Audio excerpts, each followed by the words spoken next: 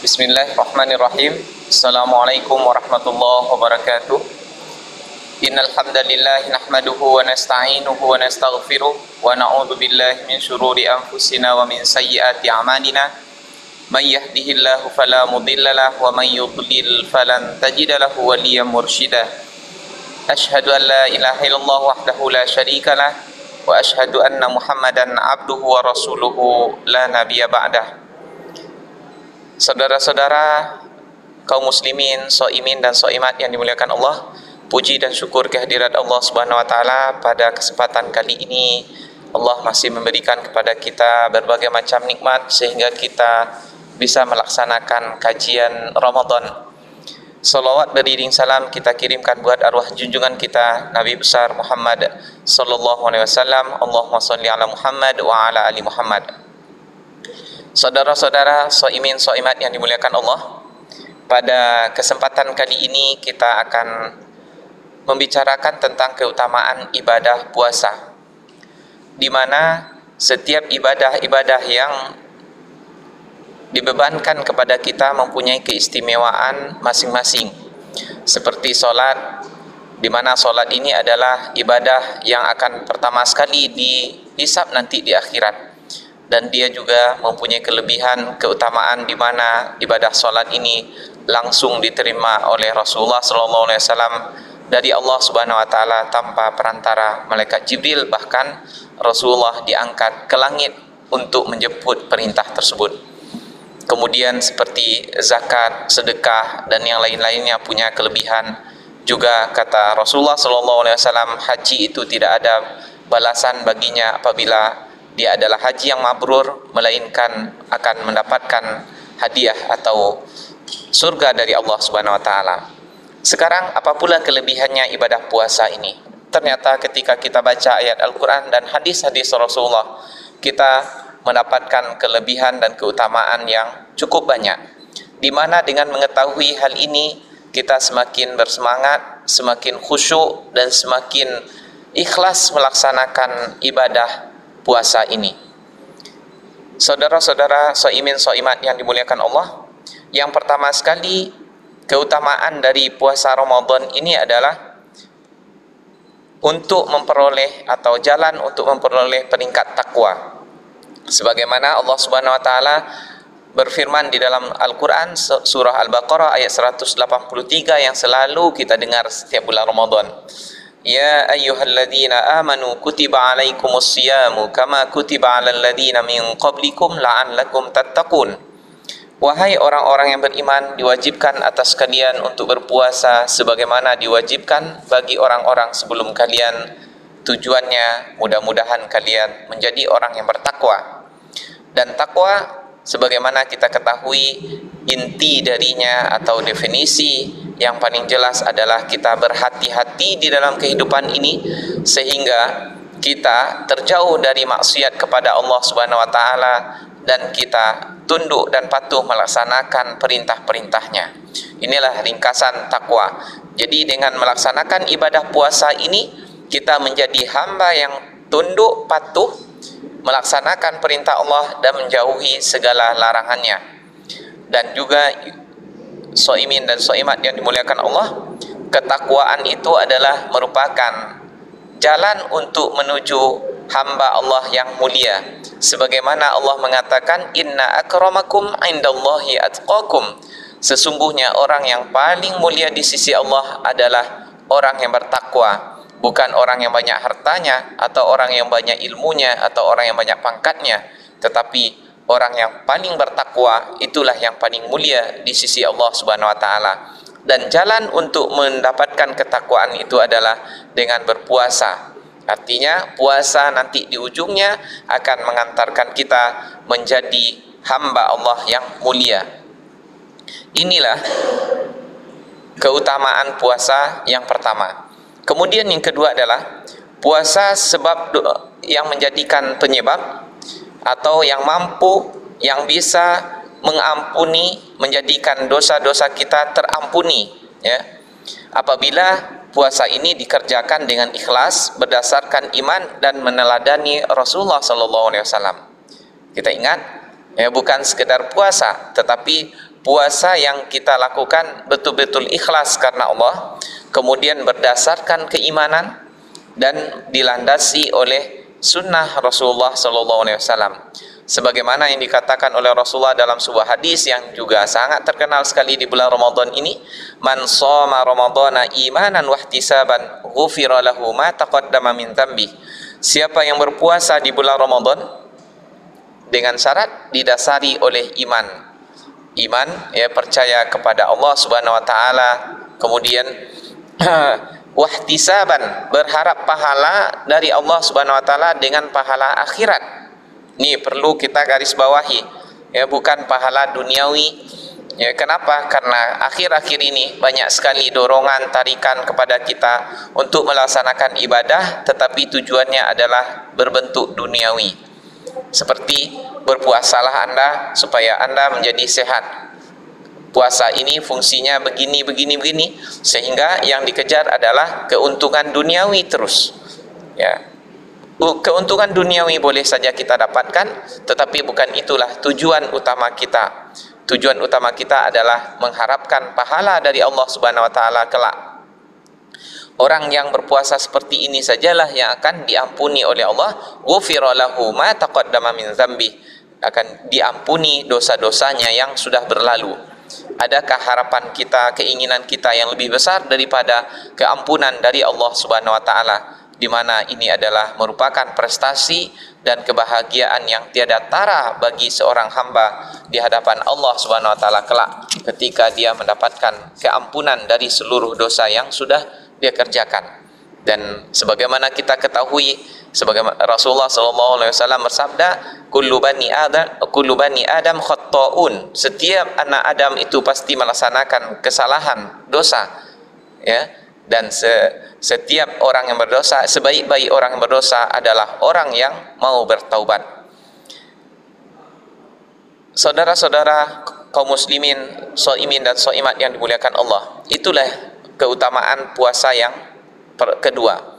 Yang ketiga adalah pahala puasa melimpah ruah apabila dilakukan sesuai dengan adab-adabnya yang ditentukan oleh Rasulullah sallallahu alaihi wasallam.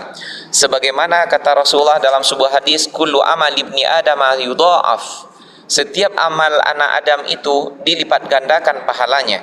Al hasanatu asyru amsalihha,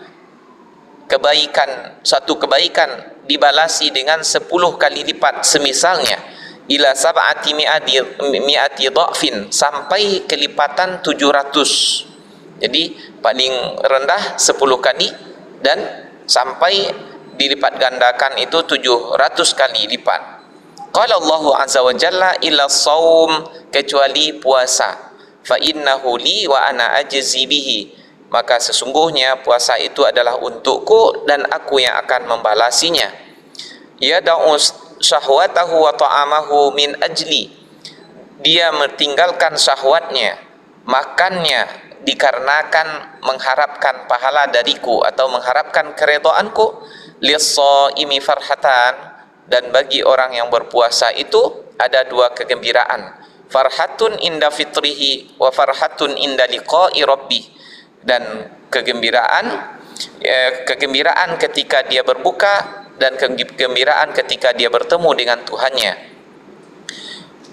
Ikhwati fillah rahimakumullah, shaimin shaimat yang dimuliakan Allah, di sini kita dapatkan langsung 2 keutamaan puasa Ramadan. Yang pertama, pahalanya dilipat gandakan oleh Allah sampai kelipatan yang kita tidak ketahui. Allah sendiri yang langsung membalasinya. Kemudian orang yang berpuasa mendapatkan 2 kebahagiaan, yaitu kebahagiaan ketika dia berbuka. Dibandingkan dengan ibadah-ibadah yang lain, seperti kita umpamanya melaksanakan ibadah sholat, maka kita tidak merasakan kegembiraan seperti kita berbuka. Ya, setelah kita sholat kita biasa-biasa saja, tetapi ketika kita berbuka puasa kita mendapatkan suatu kegembiraan yang tidak bisa dilukiskan. Ini baru pahala atau keutamaan di dunia, apalagi nanti ketika kita bertemu dengan Allah Subhanahu wa taala, menerima langsung pahala dari ibadah puasa kita itu.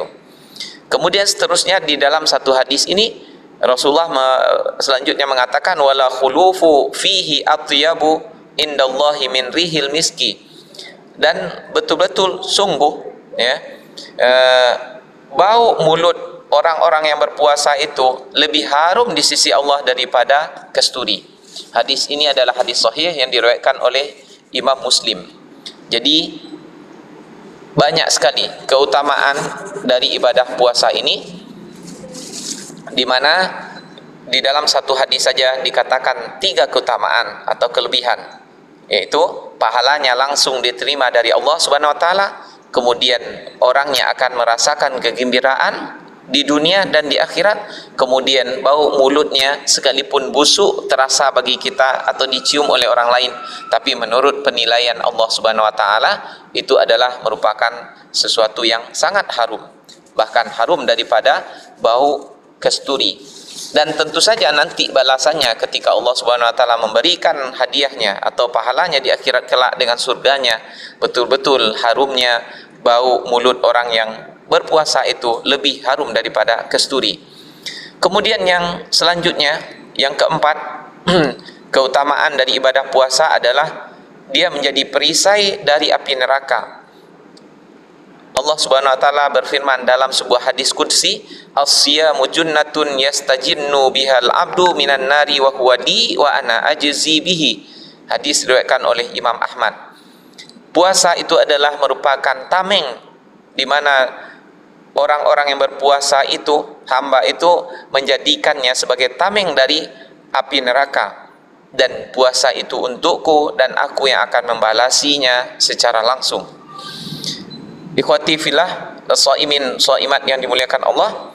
Jadi keutamaan yang keempat adalah dia nanti menjadi tameng kita di akhirat dari api neraka, di mana setiap orang terancam akan disiksa atau disentuh oleh api neraka, sebagaimana Allah berfirman di dalam surah Al-Kahfi, wa im minkum illa wariduha kana ala rabbika hatman maqdiya. Tidak ada seorang pun di antara kalian melainkan dia pasti lewat di atas neraka jahanam itu. Kenapa? Karena jembatan Sirat itu berada di atas neraka jahanam. Itu sudah merupakan keputusan Tuhanmu yang tidak bisa diganggu gugat lagi. Ketika kita lewat di sana, ya, kita sangat cemas dan ketakutan sekali, maka puasa kita lah yang akan menjadi tameng kita dari azab api neraka atau tergelincir jatuh ke dalam jahanam. Nauzubillah summa nauzubillah. Kemudian yang kelima adalah perisai dari perbuatan haram, ya. Ini perisai kita ketika kita di dunia ini. Jadi puasa ini bisa menjadi perisai kita dari melakukan perbuatan-perbuatan haram, di mana kita lihat contohnya ketika bulan Ramadan, orang lebih mudah untuk meninggalkan hal-hal yang dilarang, dan lebih mudah juga untuk melakukan perintah-perintah Allah Subhanahu wa taala, segala kebaikan-kebaikan dan perbuatan terpuji. Dalam sebuah hadis sahih yang diriwayatkan oleh Imam Bukhari dan Muslim, yang sering sekali kita dengar ketika adanya akad pernikahan, ya ma'syaras syabab, wahai para pemuda, man istata'a minkumul ba'ah falyatazawwaj. Siapa yang mampu di antara kalian untuk melaksanakan pernikahan, maka hendaklah dia menikah. Fa innahu aghaddu lil basar, karena pernikahan itu atau menikah itu adalah perbuatan yang akan menundukkan pandangannya. Wa ahsanu lil faraj, memelihara kemaluannya. Wa man lam yastati' fa alaihi bisawm. Namun siapa yang belum mampu untuk melaksanakan pernikahan, maka hendaklah dia memperbanyak puasa. Fa innahu lahu wija, sesungguhnya puasa itu menjadi tameng, ya, yang menghalangi dia dari melakukan perbuatan-perbuatan yang tercela. Saudara-saudara as-shaimin as-shaimat yang dimuliakan Allah, selanjutnya yang keenam, keutamaan dari puasa ini adalah orang yang berpuasa akan diberi oleh Allah kekhususan untuk masuk ke dalam surga dari pintu yang disebut dengan pintu Rayyan. Inna fil jannati baban yuqalu lahu Rayyan. Sesungguhnya di dalam surga itu ada pintu yang dinamakan dengan pintu Rayyan. Yadkhulu minhu shaimuna yaumal qiyamah. Orang-orang yang berpuasa akan masuk dari pintu itu di hari kiamat. la yadkhulu minhu ahadun ghairahum, tidak ada selain mereka yang bisa masuk dari pintu tersebut. Yuqalu aina as-shaimun, dipanggil, siap wahai orang-orang yang berpuasa, di mana kalian? Fayaqumuna, lalu mereka bangkit. Fa idza dakhalu ughliqa falam yadkhul minhu ahadun, apabila mereka ketika mereka dipanggil, maka mereka berdirilah untuk memasuki surga Rayyan. Maka apabila mereka telah masuk, ditutuplah pintu surga Rayyan ini, dan tidak ada seorang pun yang bisa masuk sesudah itu. As-shaimin, as-shaimat yang dimuliakan Allah, ini yang keenam. Adapun yang ketujuh, berpuasa dan membaca Al-Quran menjadi syafaat bagi pemiliknya di hari kiamat kelak. Ya, di mana Rasulullah sallallahu alaihi wasallam mengatakan, as-siyam wal Qur'an yashfa'ani lil 'abdi yaumal qiyamah. Puasa dan Al-Quran akan menjadi syafaat bagi seorang hamba di hari kiamat kelak. Yaqulu siyam, puasa akan berkata, ay rabbi mana'tuhu at-ta'ama wa syahawati bin nahar fasyaffi'ni fihi. Wahai Tuhanku, aku telah menghalanginya. Puasa ini berkata kepada Allah, aku telah menghalanginya dari makan dan syahwatnya di siang hari bulan Ramadan, maka jadikanlah, atau di siang hari ketika dia berpuasa, maka jadikanlah aku sebagai syafaat bagi mereka. Fayaqulul Qur'anu mana'tuhu an-nauma bil-laili fasyaffi'ni fihi, qala fayashfa'an.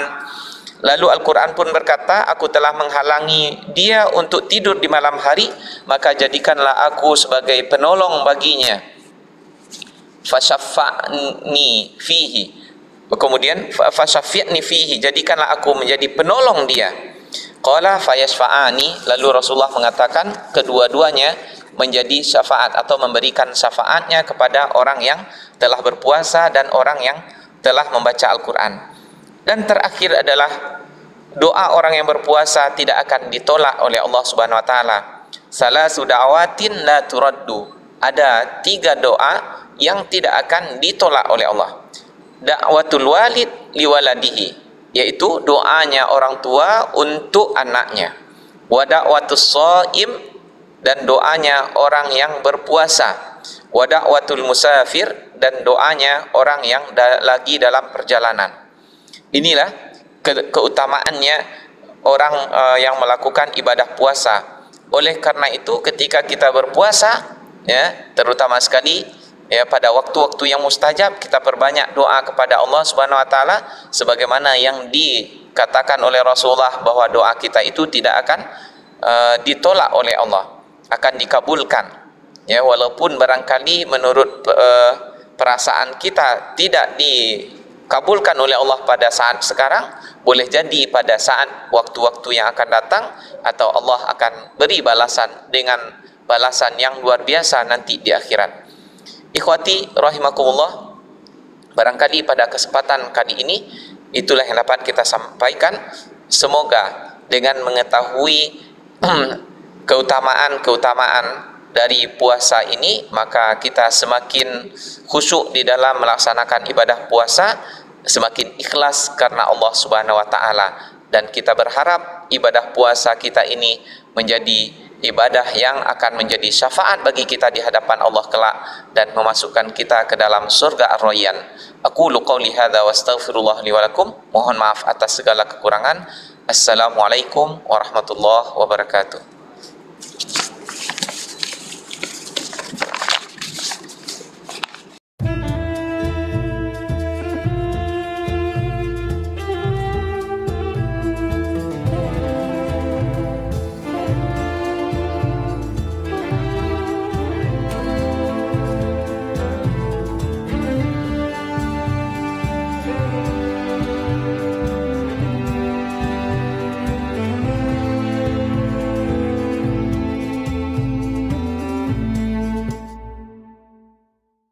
Assalamualaikum warahmatullahi wabarakatuh.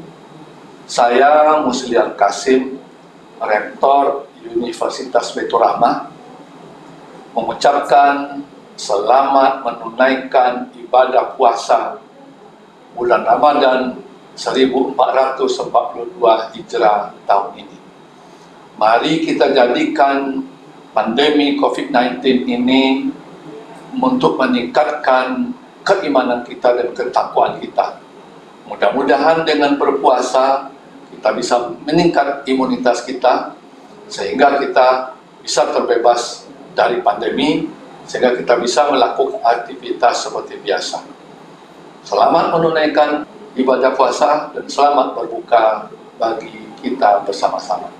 Penerimaan mahasiswa baru Universitas Baitur Rahman tahun akademik 2021-2022 menerima 5 fakultas dan 10 program studi terdiri dari S1 dan Profesi Kedokteran Umum, S1 dan Profesi Kedokteran Gigi, S1 Manajemen dan S1 Kewirausahaan, S1 Kesehatan Masyarakat, D3 Kebidanan, D3 Radiologi, D4 Keperawatan Anestesiologi, S1 Administrasi Rumah Sakit, S1 Farmasi Klinis, D3 Akademi Keperawatan. Untuk pendaftaran bisa kunjungi pmb.umroh.ac.id. Jangan lupa daftarkan diri ya agar menjadi bagian dari kita.